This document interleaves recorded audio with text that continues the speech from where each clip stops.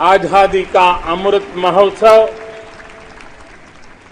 75वें स्वतंत्रता दिवस पर आप सभी को और विश्व भर में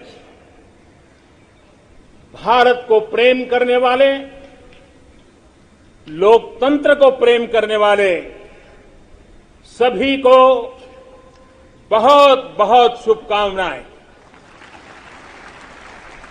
आज आजादी के अमृत महोत्सव के इस पावन पर्व पर देश अपने सभी स्वतंत्र सेनानियों को राष्ट्र रक्षा में अपने आप को दिन रात खपाने वाले, आहूत करने वाले वीर वीरांगनाओं को आज देश नमन कर रहा है। आजादी को जन आंदोलन बनाने वाले पूज्य बापू हो या आजादी के लिए अपना सब कुछ न्योछावर करने वाले नेताजी सुभाष चंद्र बोस, भगत सिंह, चंद्रशेखर आजाद, बिस्मिल और अशफाक उल्लाह खां जैसे महान क्रांतिवीर हो, झांसी की रानी लक्ष्मीबाई हो, चित्तूर की रानी चेन्नम्मा हो या रानी गाइडिंलियू हो या असम में मातंगिनी हाजरा का पराक्रम हो, देश के पहला प्रधानमंत्री पंडित नेहरू जी हो, देश को एकजुट राष्ट्र में बदलने वाले सरदार वल्लभ भाई पटेल हो, भारत के भविष्य की दिशा निर्धारित करने वाले, रास्ता तय कराने वाले बाबा साहब आंबेडकर सहित देश हर व्यक्तित्व को आज याद कर रहा है। देश इन सभी महापुरुषों का ऋणी है। भारत तो बहुरत्ना वसुंधरा है और भारत के हर कोने में, हर कालखंड में अनगिनत लोगों ने, जिसके नाम भी शायद इतिहास की तवारीख में नहीं होंगे, ऐसे अनगिनत लोगों ने इस राष्ट्र को बनाया भी है, आगे बढ़ाया भी है। मैं ऐसे हर व्यक्तित्व का वंदन करता हूं, उनका अभिनंदन करता हूं। भारत ने सदियों तक मातृभूमि, संस्कृति और आजादी के लिए संघर्ष किया है। गुलामी की कसक, आजादी की ललक इस देश ने सदियों तक कभी छोड़ी नहीं। जय पराजय आते रहे, लेकिन मन मंदिर में बसी हुई आजादी की आकांक्षा वो कभी खत्म होने नहीं दी। आज इन सभी संघर्ष के पुरोधा, सदियों के संघर्ष के पुरोधा, उन सबको भी प्रणाम करने का वक्त है और वे प्रणाम के हकदार भी है। कोरोना वैश्विक महामारी, इस महामारी में हमारे डॉक्टर, हमारे नर्सिस, हमारे पैरामेडिकल स्टाफ, हमारे सफाई कर्मी वैक्सीन बनाने में जुटे, हमारे वैज्ञानिक हो, सेवा भावना से जुड़े हुए करोड़ों देशवासियों हो, जिन्होंने इस कोरोना के कालखंड में पल पल जन सेवा में समर्पित किया है, वे भी हम सबके वंदन के अधिकारी हैं। आज भी देश के कुछ इलाकों में बाढ़ है, भूस्खलन की हुए हैं, कुछ पीड़ादायक खबरें भी आती रहती हैं। कई क्षेत्रों में लोगों को जिस मुश्किल बढ़ा दी है, ऐसे समय केंद्र सरकार हो, राज्य सरकारें हो, सब उनके साथ मुस्तैदी के साथ खड़ी हुई है।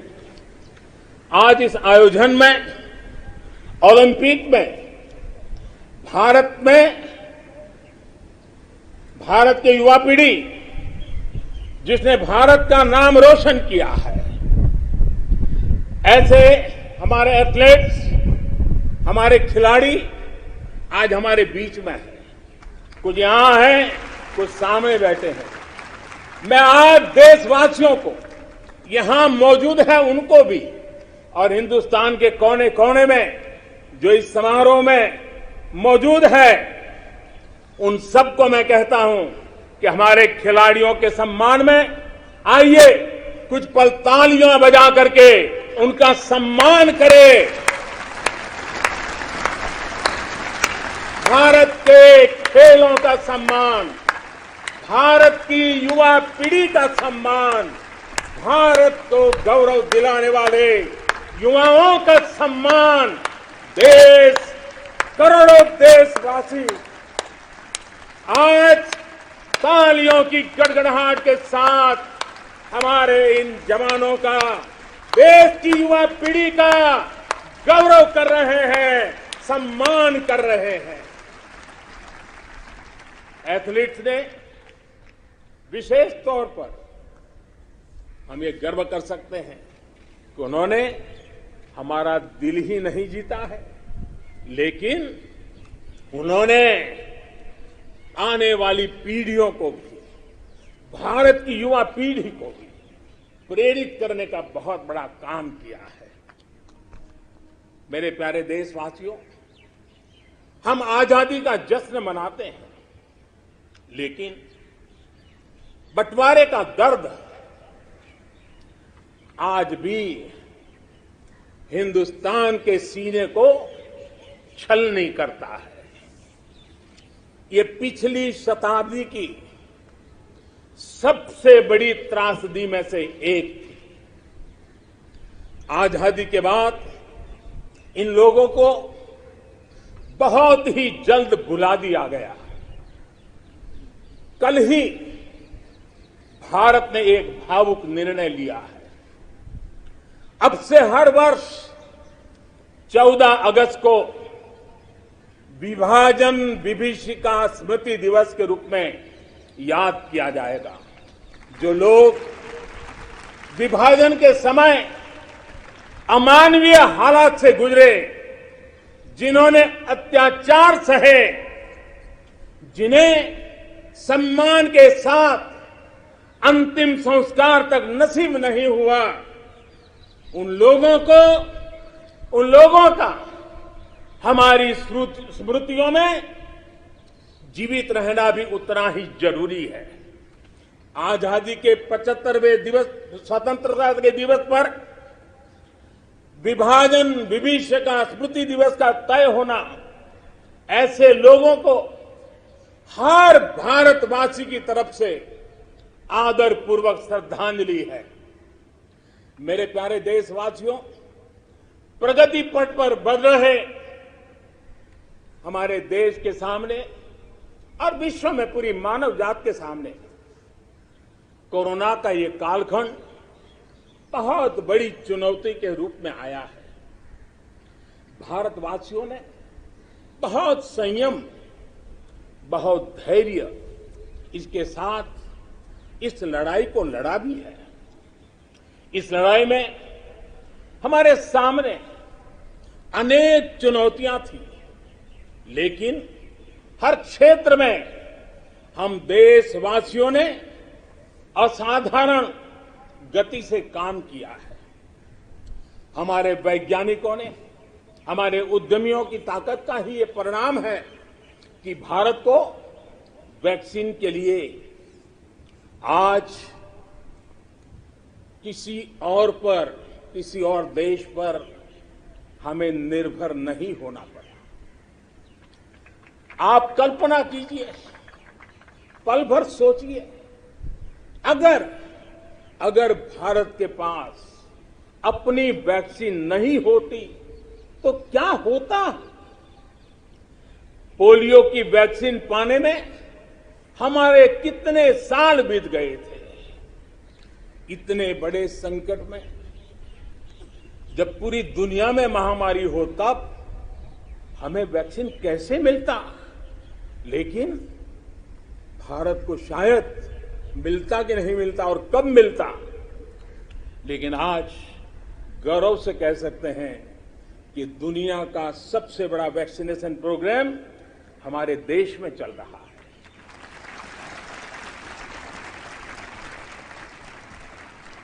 54 करोड़ से लोग, 54 करोड़ से ज्यादा लोग वैक्सीन डोज लगा चुके हैं। कोविन जैसी ऑनलाइन व्यवस्था, डिजिटल सर्टिफिकेट देने की व्यवस्था आज दुनिया को आकर्षित कर रही है। महामारी के समय भारत जिस तरह से 80 करोड़ देशवासियों को महीनों तक लगातार मुफ्त अनाज देकर के उनके गरीब के घर के चूल्हे को जलते रखा है, यह भी दुनिया के लिए एक अचरज भी है और चर्चा का विषय भी है। ये बात सही है कि अन्य देशों की तुलना में भारत में कम लोग संक्रमित हुए। ये भी सही है कि दुनिया के देशों की जनसंख्या की तुलना में भारत में हम अधिकतम मात्रा में हमारे नागरिकों को बचा सके, लेकिन ये हमारे लिए पीठ थपथपाने का विषय नहीं है, संतोष पाकर के सो जाने का विषय नहीं है। ये कहना कि कोई चुनौती नहीं थी, ये हमारे अपने विकास के आगे के रास्तों को बंद करने वाली सोच बन जाएगी। दुनिया के समृद्ध देशों की तुलना में हमारी व्यवस्थाएं कम है। विश्व के पास, समृद्ध देशों के पास जो है वो हमारे पास नहीं है। लेकिन इन सारे प्रयासों के बावजूद भी, और दूसरी तरफ हमारे यहां जनसंख्या भी बहुत है, विश्व की तुलना में बहुत जनसंख्या, और हमारी जीवन शैली भी कुछ अलग सी है। सारे प्रयासों के बाद भी कितने ही लोगों को हम बचा नहीं पाए, कितने ही बच्चों के सिर पर कोई हाथ फेरने वाला चला गया, उसे दुलारने, उसकी जिद पूरी करने वाला चला गया। ये असहनीय पीड़ा, ये तकलीफ हमेशा से साथ रहने वाली है। मेरे प्यारे देशवासियों, हर देश की विकास यात्रा में एक समय ऐसा आता है जब देश खुद को नए सिरे से परिभाषित करता है, खुद को नए संकल्पों के साथ आगे बढ़ाता है। भारत की विकास यात्रा में भी आज वो समय आ गया है। 75 वर्ष के अवसर को हमें एक समारोह भर ही सीमित नहीं करना है। हमने नए संकल्पों को आधार बनाना है, नए संकल्पों को लेकर के चल पड़ना है। यहां से शुरू होकर अगले 25 वर्ष की यात्रा, जब हम आजादी के शताब्दी मनाएंगे, नए भारत के सृजन का यह अमृत काल है। इस अमृत काल में हमारे संकल्पों की सिद्धि हमें आजादी के 100 वर्ष तक ले जाएगी, गौरवपूर्ण रूप से ले जाएगी। अमृत काल का लक्ष्य है भारत और भारत के नागरिकों के लिए समृद्धि के नए शिखरों का आरोहण। अमृत काल का लक्ष्य है एक ऐसे भारत का निर्माण जहां सुविधाओं का स्तर गांव और शहर को बांटने वाला न हो। अमृत काल का लक्ष्य है एक ऐसे भारत का निर्माण जहां नागरिकों के जीवन में सरकार बेवजह दखल ना दे। अमृतकाल का लक्ष्य है एक ऐसे भारत का निर्माण जहां दुनिया का हर आधुनिक इंफ्रास्ट्रक्चर हो, हम किसी से भी कम न हो। यही कोटि कोटि देशवासियों का संकल्प है।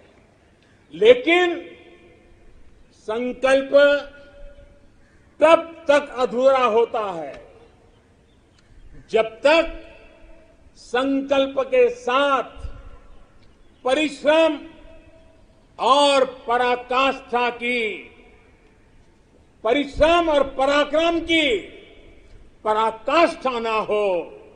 इसलिए हमें हमारे सभी संकल्पों को परिश्रम और पराक्रम की पराकाष्ठा करके सिद्ध करके ही रहना है। और ये सपने, ये संकल्प अपनी सीमाओं के पार सुरक्षित और समृद्ध विश्व के लिए भी प्रभावी योगदान के लिए है। अमृतकाल 25 वर्ष का है, लेकिन हमें अपने लक्ष्यों की प्राप्ति के लिए इतना लंबा इंतजार भी नहीं करना है। हम अभी से जुड़ जाना है। हमारे पास गंवाने के लिए एक पल भी नहीं है। यही समय है, सही समय है। हमारे देश को भी बदलना होगा और हमें एक नागरिक के नाते अपने आप को भी बदलना ही होगा। बदलते हुए युग के अनुकूल हमें भी अपने आप को ढालना होगा। सबका साथ, सबका विकास, सबका विश्वास, इसी श्रद्धा के साथ हम सब जुट चुके हैं। लेकिन आज लाल किले की प्राचीर से आह्वान कर रहा हूं, सबका साथ, सबका विकास, सबका विश्वास और अब सबका प्रयास हमारे हर लक्ष्यों की प्राप्ति के लिए बहुत महत्वपूर्ण है। बीते 7 वर्षों में शुरू हुई अनेक योजनाओं का लाभ करोड़ों गरीबों को उनके घर तक पहुंचा है। उज्ज्वला से लेकर आयुष्मान भारत की ये ताकत आज देश का हर गरीब जानता है। आज सरकारी योजनाओं की गति बढ़ी है, वो निर्धारित लक्ष्यों को प्राप्त कर रही है। पहले की तुलना में हम बहुत तेजी से बहुत आगे बढ़े, लेकिन सिर्फ बात यहां पूरी नहीं होती है। अब हमें सैचुरेशन तक जाता है, पूर्णता तक जाना है। 100% गांवों में सड़कें हो, 100% परिवारों के बैंक अकाउंट हो, 100% लाभार्थी को आयुष्मान भारत का कार्ड हो, 100% पात्र व्यक्तियों को उज्ज्वला योजना और गैस कनेक्शन हो, सरकार की बीमा योजना हो, पेंशन योजना हो, आवास योजना से हमें हर उस व्यक्ति को जोड़ना है जो उसके हकदार है। 100% का मूड बना के चलना है। आज तक हमारे यहां कभी उन साथियों के बारे में नहीं सोचा गया जो रेहड़ी लगाते हैं, पटरी पर बैठकर, फुटपाथ पर बैठकर सामान बेचते हैं, ठेला चलाते हैं, हम इन साथियों को स्वनिधि योजना के जरिए बैंकिंग व्यवस्था से जोड़ा जा रहा है। जैसे हमने बिजली 100% घरों तक पहुंचाई, जैसे हमने 100% घरों में शौचालय के निर्माण का प्रामाणिक प्रयास किया, वैसे ही हमें अब योजनाओं के सैचुरेशन का लक्ष्य लेकर के आगे बढ़ना है। और इसके लिए हमें समय सीमा बहुत दूर नहीं रखनी है। हमें कुछ ही वर्षों में अपने संकल्पों को साकार करना है। देश आज हर घर जल मिशन को लेकर के तेजी से काम कर रहा है।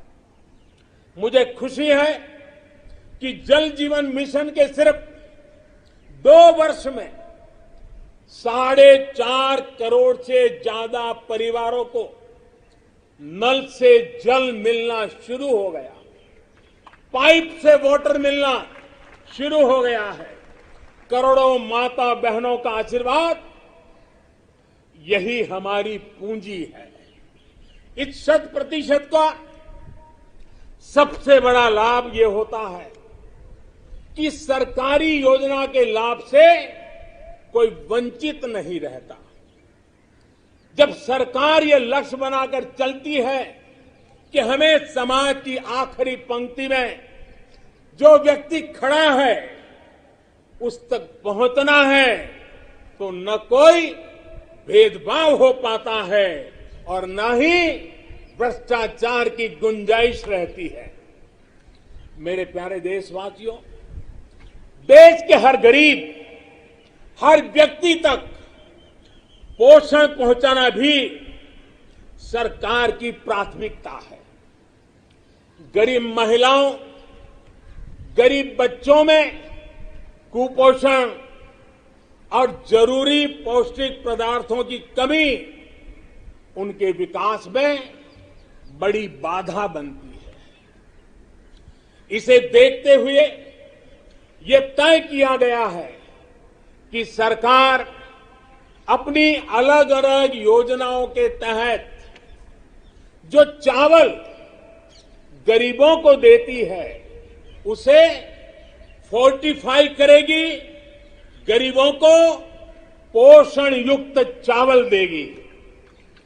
राशन की दुकान पर मिलने वाला चावल हो, मिड डे मील में बालकों को मिलने वाला चावल हो, वर्ष 2024 तक हर योजना के माध्यम से मिलने वाला चावल फोर्टिफाई कर दिया जाएगा।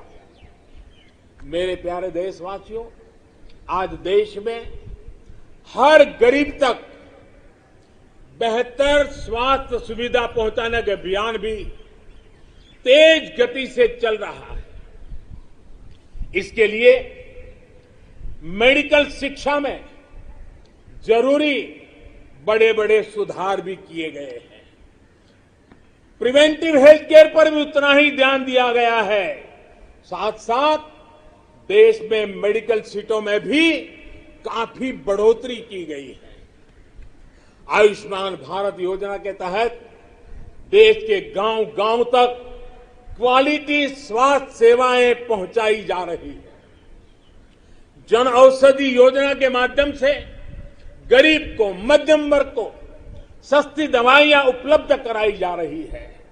अभी तक 75,000 से ज्यादा हेल्थ एंड वेलनेस सेंटर्स बनाए जा चुके हैं।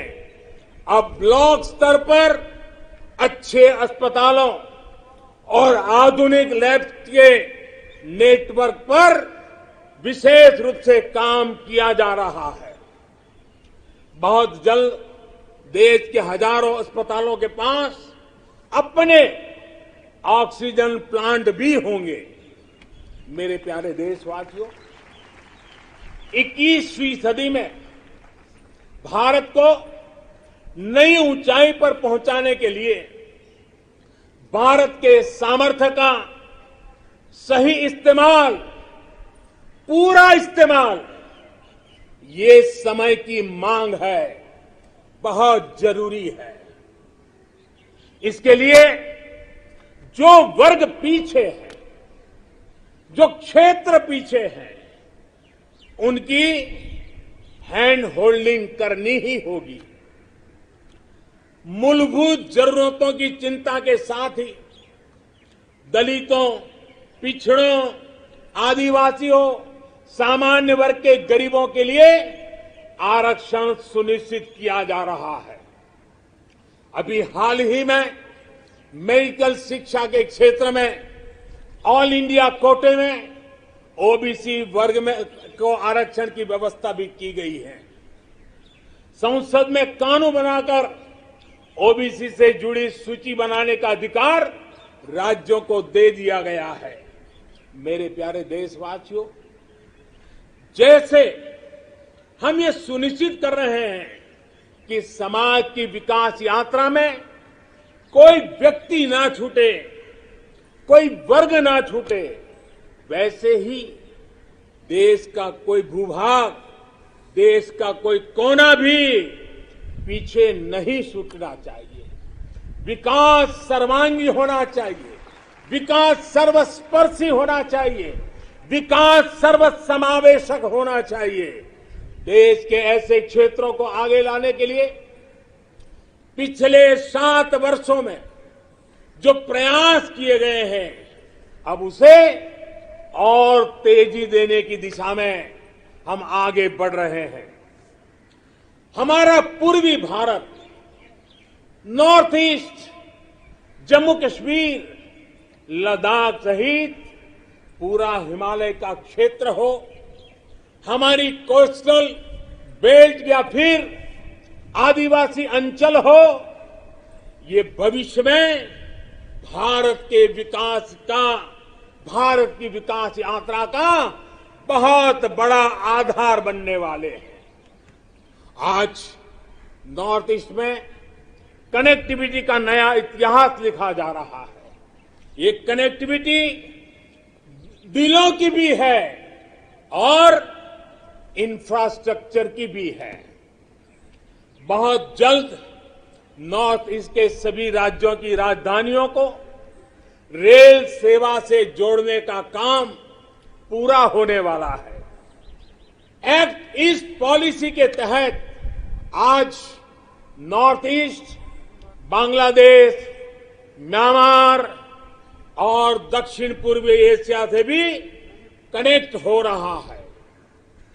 बीते वर्षों में जो प्रयास हुए हैं, उसकी वजह से हम नॉर्थ ईस्ट में स्थायी शांति के लिए, श्रेष्ठ भारत के निर्माण के लिए उत्साह अनेक गुना बढ़ा हुआ है। नॉर्थ ईस्ट से वहां पर tourism, adventure sports, organic farming, herbal medicine, oil palm, इसका पोटेंशियल बहुत बड़ी मात्रा में है। हमें पूरी तरह इस पोटेंशियल को निखारना होगा, देश की विकास यात्रा का हिस्सा बनाना होगा और हमें ये काम अमृत काल के कुछ दशक में ही पूरा करना है। सभी के सामर्थ्य को उचित अवसर देना, यही लोकतंत्र की असली भावना है। जम्मू हो या कश्मीर, विकास का संतुलन अब जमीन पर दिख रहा है। जम्मू कश्मीर में ही डिलिमिटेशन कमीशन का गठन हो चुका है और भविष्य में विधानसभा चुनावों के लिए भी तैयारियां चल रही है। लद्दाख भी विकास की अपनी असीम संभावनाओं की तरफ आगे बढ़ चला है। एक तरफ लद्दाख आधुनिक इंफ्रास्ट्रक्चर का निर्माण होते देख रहा है, तो वहीं दूसरी तरफ सिंधु सेंट्रल यूनिवर्सिटी लद्दाख को उच्च शिक्षा का, हायर एजुकेशन का केंद्र भी बना रही है। 21वीं सदी के इस दशक में भारत ब्लू इकोनॉमी के अपने प्रयासों को और तेजी देगा। हमें एक्वा कल्चर के साथ साथ सीवीड की खेती में बंधे जो नई संभावना बन रही है, उन संभावनाओं का भी पूरा लाभ उठाना है। डीप ओशन मिशन समंदर की असीम संभावनाओं को तलाशने की हमारी महत्वाकांक्षा का प्रमाण है। जो खनिज संपदा समंदर के में छिपी हुई है, जो थर्मल एनर्जी समंदर के पानी में है, और वो देश के विकास को नई बुलंदी दे सकती है। देश के जिन जिलों के लिए ये माना गया था कि ये पीछे रह गए, हमने उनकी आकांक्षाओं को भी जगाया है। देश में 110 से अधिक आकांक्षी जिले, एस्पिरेशनल डिस्ट्रिक्ट जिलों में शिक्षा, स्वास्थ्य, पोषण, सड़क, रोजगार से जुड़ी योजनाओं को प्राथमिकता दी जा रही है। इनमें से अनेक जिले हमारे आदिवासी अंचल में हैं। हमने इन जिलों के बीच विकास की एक तंदुरुस्त स्पर्धा का एक उत्साह पैदा किया है। ये आकांक्षी जिले भारत के अन्य जिलों की बराबरी तक पहुंचे, उस दिशा में तेज स्पर्धा चल रही है। मेरे प्यारे देशवासियों, अर्थ जगत में पूंजीवाद और समाजवाद, इसकी चर्चा तो बहुत होती है, लेकिन भारत सहकारवाद पर भी बल देता है। सहकारवाद हमारी परंपरा, हमारी संस्कारों के भी अनुकूल है। सहकारवाद जिसमें जनता जनार्दन की सामूहिक शक्ति का अर्थव्यवस्था की चालक शक्ति के रूप में ड्राइविंग फोर्स बने, ये देश के ग्रास रूट लेवल की इकोनॉमी के लिए एक अहम क्षेत्र है। कोऑपरेटिव ये सिर्फ कानून नियमों की जंजाल वाली एक व्यवस्था नहीं है, बल्कि कोऑपरेटिव एक स्पिरिट है, कोऑपरेटिव एक संस्कार है, एक कोऑपरेटिव एक सामूहिक चलने की मनः प्रवृत्ति है। उनका सशक्तिकरण हो, इसके लिए हमने अलग मंत्रालय बनाकर इस दिशा में कदम उठाया है। और राज्यों के अंदर जो सहकारी क्षेत्र है, उसको जितना ज्यादा बल दे सके, वो बल देने के लिए हमने ये कदम उठाया है। मेरे प्यारे देशवासियों, इस दशक में हमने गांवों में नई अर्थव्यवस्था के निर्माण के लिए पूरी शक्ति लगानी होगी। आज हम अपने गांवों को तेजी से परिवर्तित होते देख रहे हैं। बीते कुछ वर्षों में गांवों तक सड़क और बिजली की सुविधाओं को पहुंचाने के रहे थे, वो पूरा कालखंड हमारा रहा। लेकिन अब गांवों को ऑप्टिकल फाइबर नेटवर्क, डेटा की ताकत पहुंच रही है, इंटरनेट पहुंच रहा है। गांव में भी डिजिटल एंटरप्रेन्योर तैयार हो रहे हैं। गांव में जो हमारी सेल्फ हेल्प ग्रुप से जुड़ी 8 करोड़ से अधिक बहनें हैं, वो एक से बढ़कर एक प्रोडक्ट्स बनाती है। इनके प्रोडक्ट्स को देश में और विदेश में बड़ा बाजार मिले, इसके लिए अब सरकार ई कॉमर्स प्लेटफॉर्म भी तैयार करेगी। आज जब देश वोकल फॉर लोकल के मंत्र के साथ आगे बढ़ रहा है, तो ये डिजिटल प्लेटफॉर्म महिला सेल्फ हेल्प ग्रुप के उत्पादों को देश के दूर दराज क्षेत्रों में भी और विदेशों में भी लोगों से जोड़ेगा और उनका फलक बहुत विस्तृत होगा। कोरोना के दौरान देश ने टेक्नोलॉजी की ताकत और हमारे वैज्ञानिकों का सामर्थ्य और उनकी प्रतिबद्धता को देखा है।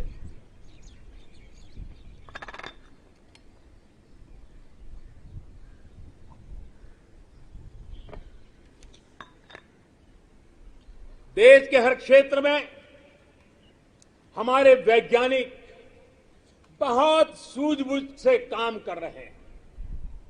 अब समय आ गया है कि हम अपने कृषि क्षेत्र में भी वैज्ञानिकों की क्षमताओं और उनके सुझावों को भी हमारे एग्रीकल्चर सेक्टर में जोड़ें। अब हम ज्यादा इंतजार नहीं कर सकते हैं और हमें इसका पूरा लाभ भी उठाना है। ये देश को खाद्य सुरक्षा देने के साथ फल, सब्जियां और अनाज का उत्पादन बढ़ाने में बहुत बड़ी मदद मिलेगी और हम विश्व तक पहुंचने के लिए अपने आप को मजबूती से आगे बढ़ाएंगे। इन प्रयासों के बीच हमें कृषि सेक्टर की एक बड़ी चुनौती की भी और ध्यान देना है। ये चुनौती है गांव के लोगों के पास कम होती जमीन। बढ़ती हुई आबादी के साथ परिवार में जो बंटवारे हो रहे हैं उसकी वजह से किसानों की जमीन छोटी से छोटी होती जा रही है। देश के 80% से ज्यादा किसान ऐसे हैं जिनके पास 2 हेक्टेयर से भी कम जमीन है। 2 हेक्टेयर से भी कम। पहले जो देश में नीतियां थी और हम देखें 100 में से 80 किसान उनके पास 2 हेक्टेयर से भी कम जमीन, यानी देश का किसान एक प्रकार से छोटा किसान है। पहले जो देश में नीतियां बनी उनमें इन छोटे किसानों को जितनी प्राथमिकता देनी चाहिए थी, उन पर जितना ध्यान केंद्रित करना चाहिए था, वो रह गया। अब देश में इन्हीं छोटे किसानों को ध्यान में रखते हुए कृषि सुधार किए जा रहे हैं, निर्णय लिए जा रहे हैं। फसल बीमा योजना में सुधार हो, एमएसपी को 1.5 गुना करने का बड़ा महत्वपूर्ण निर्णय हो, छोटे किसानों को किसान क्रेडिट कार्ड से सस्ते दर से बैंक से कर्ज मिले इसकी व्यवस्था हो, सोलर पावर से जुड़ी योजनाएं खेत तक पहुंचाने की बात हो, किसान उत्पादक संगठन हो, ये सारे प्रयास छोटे किसानों की ताकत बढ़ाएंगे। आने वाले समय में ब्लॉक लेवल तक वेयर हाउस की फैसिलिटी क्रिएट करने का भी अभियान चलाया जाएगा। हर छोटे किसानों के छोटे खर्च को ध्यान में रखते हुए पीएम किसान सम्मान निधि योजना चलाई जा रही है। 10 करोड़ से अधिक किसान परिवारों के बैंक खातों में अब तक 1.5 लाख करोड़ से ज्यादा रकम सीधी उनके खाते में जमा करा दी गई है। छोटा किसान अब हमारे लिए, हमारा मंत्र है, हमारा संकल्प है, छोटा किसान बने देश की शान। छोटा किसान बने देश की शान, ये हमारा सपना है। आने वाले वर्षों में हमें देश के छोटे किसानों की सामूहिक शक्ति को और बढ़ाना होगा, नई सुविधाएं देनी होगी। आज देश के 70 से ज्यादा रेल रूटों पर किसान रेल चल रही है।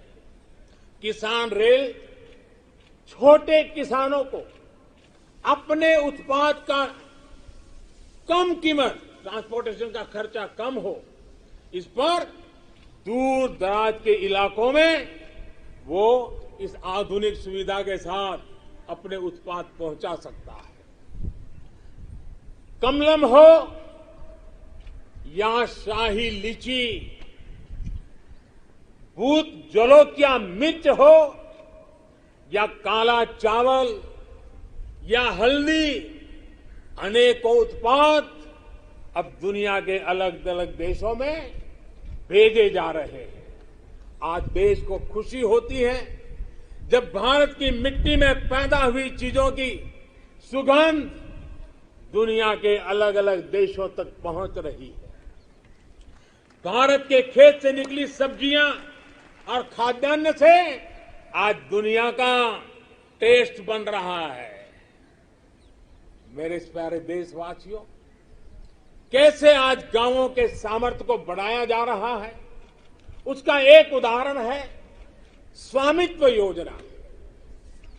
हम सब जानते हैं कि गांवों में जमीन की कीमत का क्या हल होता है। जमीन पर उनको बैंकों से कोई कर्ज नहीं मिलता है, खुद जमीन के मालिक होने के बावजूद भी, क्योंकि गांव में जमीनों के कागज पर कई पीढ़ियों से कोई काम नहीं हुआ है। लोगों के पास इसकी व्यवस्था नहीं है। इस स्थिति को बदलने का काम आज स्वामित्व योजना कर रही है। आज गांव-गांव हर एक घर की, हर जमीन की ड्रोन के जरिए मैपिंग हो रही है। गांव की जमीनों के डेटा और संपत्ति के कागज ऑनलाइन अपलोड हो रहे हैं। इससे न सिर्फ गांवों में जमीन से जुड़े विवाद समाप्त हो रहे हैं, बल्कि गांव के लोगों को बैंक से आसानी से लोन भी मिलने की व्यवस्था निर्माण हुई है। गांव गरीब की जमीनें विवाद का नहीं, विकास का आधार बने। देश आज उस दिशा में बढ़ रहा है। मेरे प्यारे देशवासियों, स्वामी विवेकानंद जी जब भारत के भविष्य की बात करते थे, अपनी आंखों के सामने मां भारती की भव्यता का जब वो दर्शन करते थे, तब वो कहते थे, जहां तक हो सके अतीत की ओर देखो, जहां तक हो सके अतीत की ओर देखो। पीछे जो चीर नूतन झरना बह रहा है, पीछे जो चीर नूतन झरना बह रहा है, आकंठ उसका जल पियो। और उसके बाद देखिए स्वामी विवेकानंद जी की विशेषता, उसके बाद सामने की ओर देखो, आगे बढ़ो और भारत को पहले से भी कहीं ज्यादा उज्जवल, महान, श्रेष्ठ बनाओ। आजादी के 75वें वर्ष में हमारा दायित्व है कि अब हम देश के असीम सामर्थ्य पर विश्वास करते हुए आगे बढ़े। हमें मिलकर काम करना होगा नेक्स्ट जनरेशन इंफ्रास्ट्रक्चर के लिए। हमें मिलकर काम करना होगा वर्ल्ड क्लास मैन्युफैक्चरिंग के लिए। हमें मिलकर काम करना होगा कटिंग एज इनोवेशंस के लिए हमें मिलकर काम करना होगा, न्यू एज टेक्नोलॉजी के लिए। मेरे प्यारे देशवासियों, आधुनिक विश्व में प्रगति की बुनियाद आधुनिक इंफ्रास्ट्रक्चर पर खड़ी होती है। ये मध्यम वर्ग की आवश्यकताओं, आकांक्षाओं की भी पूर्ति करते हैं। कमजोर इंफ्रास्ट्रक्चर का बहुत बड़ा नुकसान विकास की गति को भी होता है, शहरी मध्यम वर्ग को भी होता है। मेरे प्यारे देशवासियों, इसी बात को समझते हुए जल, थल, नभ हर क्षेत्र में देश ने असाधारण स्पीड और स्केल पर काम करके दिखाया है। नए जलमार्ग, वाटरवेज हो, नए नए स्थानों को सी प्लेन से जोड़ना हो, देश में बहुत तेजी से काम चल रहा है। भारतीय रेलवे भी तेजी से आधुनिक अवतार में ढल रही है।